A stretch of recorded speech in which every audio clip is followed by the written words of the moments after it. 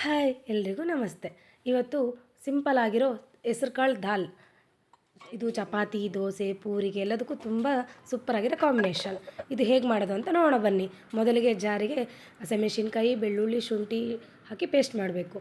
ನಂತರ ಒಂದು ಕುಕ್ಕರ್ ಇಟ್ಟು ಎಣ್ಣೆ, ಸಾಸಿವೆ, ಜೀರಿಗೆ, ಈರುಳ್ಳಿ ಹಾಕಿ ಚೆನ್ನಾಗಿ ಫ್ರೈ ಆದಮೇಲೆ ಹಸೆ ಖಾರ ಹಾಕಿ ಫ್ರೈ ಮಾಡಿಬಿಟ್ಟು ತೊಳೆದಿರೋ ಹೆಸರುಕಾಳು, ಉಪ್ಪು, ಖಾರದ ಪುಡಿ, ಗರಂ ಮಸಾಲ, ಜೀರಿಗೆ, ಧನಿಯಾ ಪುಡಿ, ಅರಿಶಿನ ಪುಡಿ, ಸ್ವಲ್ಪ ನೀರು ಹಾಕಿ ಚೆನ್ನಾಗಿ ಕಲಿಸ್ಬಿಟ್ಟು ಅದಕ್ಕೆ 2 ಲೋಟ ಎಕ್ಸ್ಟ್ರಾ ನೀರು ಹಾಕಿ ಮತ್ತು 2 ಟೊಮೊಟೊ, ಸಣ್ಣ ಕಚ್ಚಿರೋ ಟೊಮೊಟೊ ಹಾಕಿ 3ರಿಂದ 4 ವಿಸಿಲ್ ಕೊಡಬೇಕು.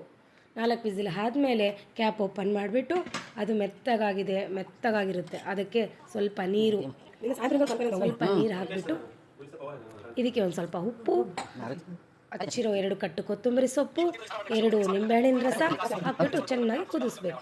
ಇದು ಕುದಿದಾದ ತಕ್ಷಣ ಒಂದು ಪ್ಲೇಟಲ್ಲಿ ಚಪಾತಿ ಮತ್ತು ದಾಲ್ ತಿಂತಾಯಿದ್ರೆ ತುಂಬ ಚೆನ್ನಾಗಿರುತ್ತೆ ಟೇಸ್ಟು. ಇಷ್ಟ ಆದರೆ ಶೇರ್ ಮಾಡಿ, ಕಾಮೆಂಟ್ ಮಾಡಿ, ನಮ್ಮ ಪೇಜ್ನ ಫಾಲೋ ಮಾಡಿ. Thank you.